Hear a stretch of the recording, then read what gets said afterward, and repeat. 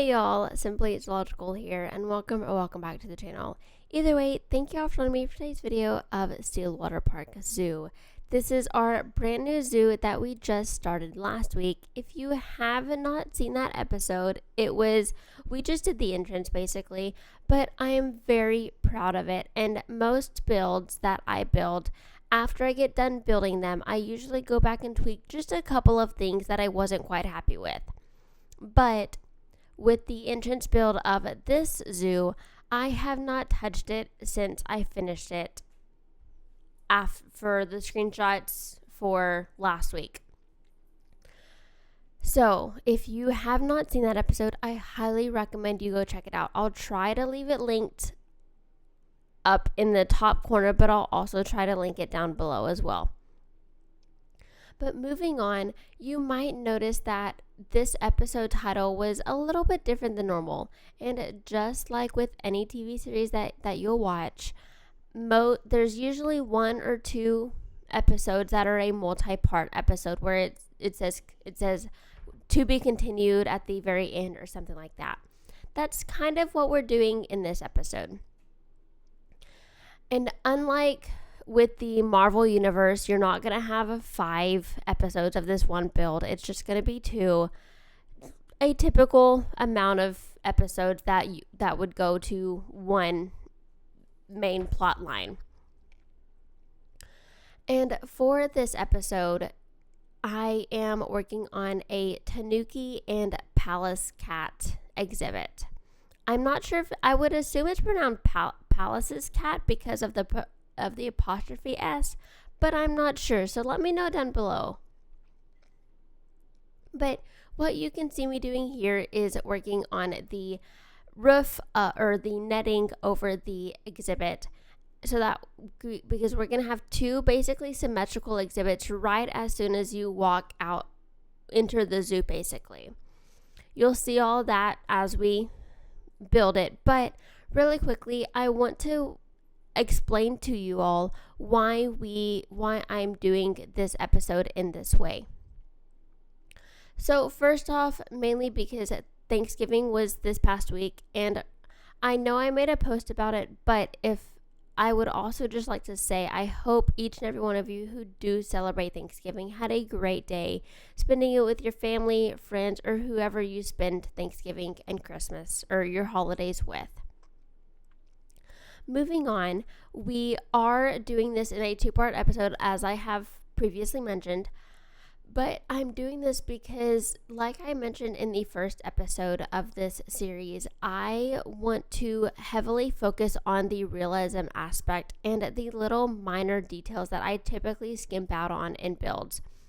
For example, I usually don't add decals unless it's to the floor for grunge or like dirtying up the ground for staff backstages and stuff like that. But other than that, I kind of skip out on details like that. And in this series, I really want to push myself to be better about that and to put in all the details that I possibly can, basically. And you'll see that we kind of get a little detail heavy in the later portions of this video. But that is my main reason as to why we are doing this episode in a 2-part episode. And again, Thanksgiving was busy, didn't have a lot of time to record, and with Black Friday being this past week, or basically now this year's like the whole of November. But the actual Black Friday was very busy at work, and I have not been able to record a whole lot this week.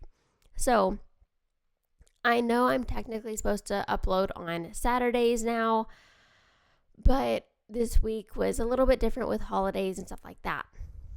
Now, I do want to really quickly say that when Christmas comes, I'm not sure exactly what our upload schedule will be for that. I assume it'll be slowed down, and we might even take a week or 2 off around Christmas time. Just that way we can spend time with our families and be thankful for who we have in our lives that we love to spend those holidays with. So, moving on, you can see that we have now completely finished I I know they're not technically considered aviaries because they're for a mammal, not a bird, but I don't really know what else to call them, so I just call them aviaries.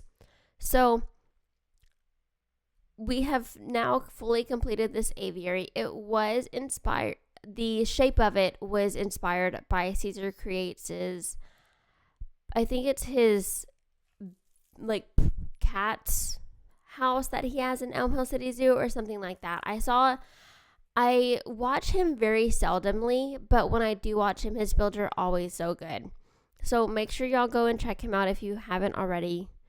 But I saw a picture on Pinterest and also on his YouTube channel of an octagonal shape for a aviary, basically, but it was for the sand cat, I believe. And I was like, I like that shape. Let me see what I can do with it. So I basically copied his shape, but the building and everything is completely my own.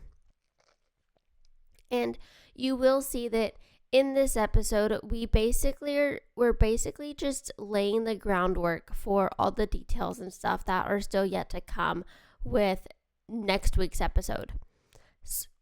So with that, this episode is literally just putting up the walls, making it look good from the outside, but the inside still has a lot to be done. But also in next week's episode, we're not just going to be working on this building, but the building you can see over to the right of this in the conservation panels is going to be the gift shop right as you enter the zoo.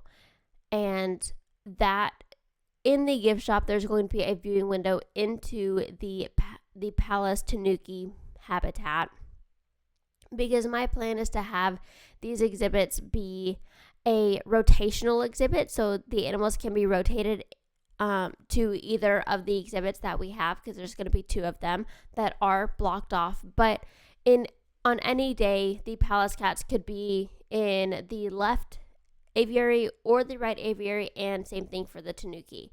So that's kind of my plan with this build, and I am pretty excited to get this done. I haven't finished it, but it is relatively close to finishing. I'd say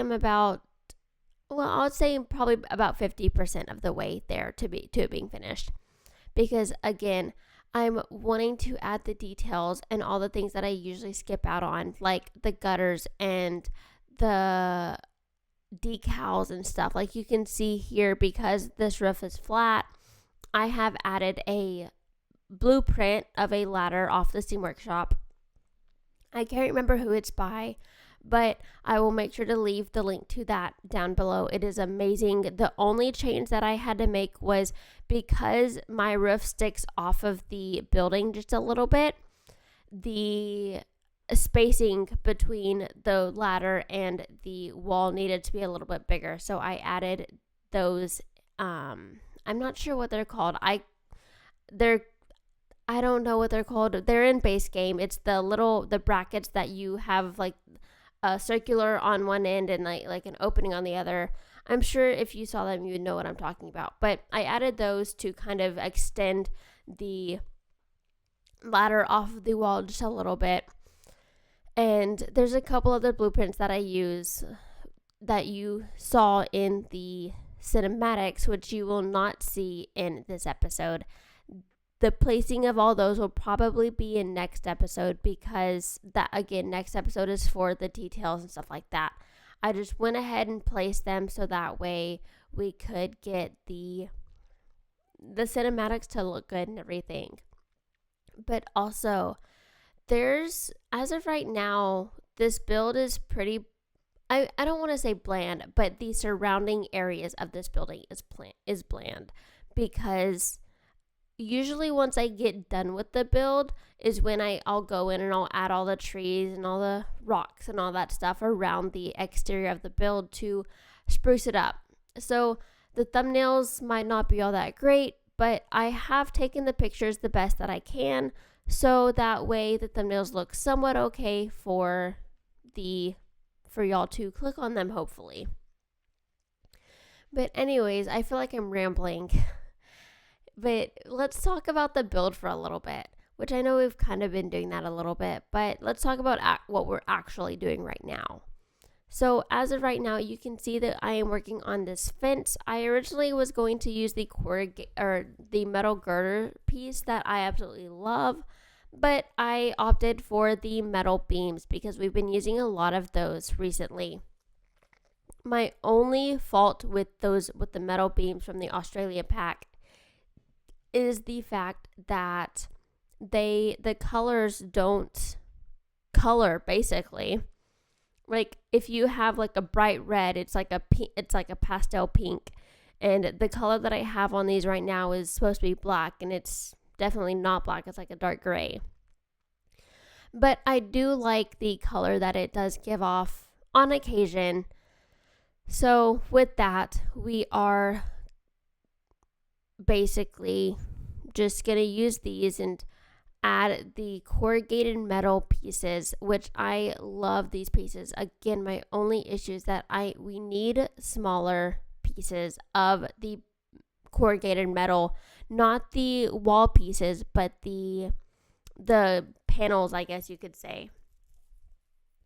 Because the only size that we have are these big ones, and a lot of times the big ones are too big. So I would use them a lot more if we had smaller pieces, but sadly we don't.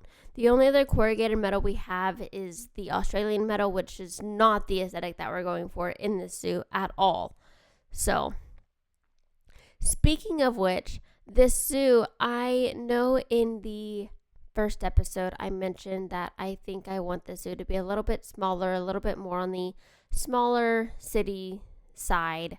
However, upon further thought and upon further inspection of our animal roster and everything, I've decided to expand it just a little bit. So this zoo is not, I won't consider it small anymore. I consider it medium size now. I do plan to have 2 entrances, one like a north entrance and a south entrance. The one that we built in the first episode, I consider the south entrance, and the north entrance will obviously come way, way later in this series. I do plan for this series to run for a relatively long while on our channel, at least I hope it will, and maybe with a couple more episodes of these 2-part episodes.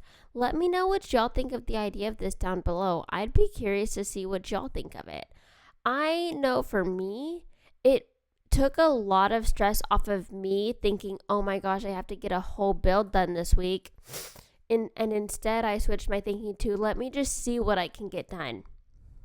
And when I did that, it made everything so much easier because I was able to take off the stress of me having to get a whole build done and just build what I wanted to and get what I could get done basically. And that, it was so nice to be able to just say, I need a break. Let me turn off my game for a little bit, play something a little bit less thought intensive, and come back to it whenever I'm ready. And again, like I said, I don't want this to be a continuous thing for this entire zoo, but I do plan for this zoo to have more of those styled episodes, and maybe more of those styled episodes moving forward, because as of lately with work and everything, I was originally working intermittent, which means I was only working up to 19 hours a week, but I have recently moved to a full part-time job. So I am now, I think it's up to like 25 or 26 hours a week. I can't exactly remember, but because of that, that's a lot more hours that I'm working, and that's a lot less hours that I have to have the mental capacity to be able to build. And because when I'm building, it does take a lot of brain power to think of how I want things placed and structured and everything.